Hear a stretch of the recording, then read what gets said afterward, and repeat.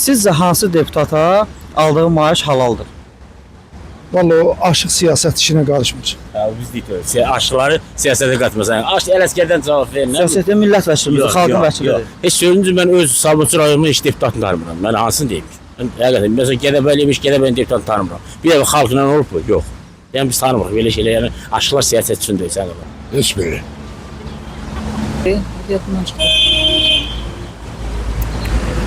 Biri var. Yəqin çox əksəriyyətlə. Tanımıram o deputatları. Abi bizden soruşmadı. Sonrakinden soruşarsın. Heç birini.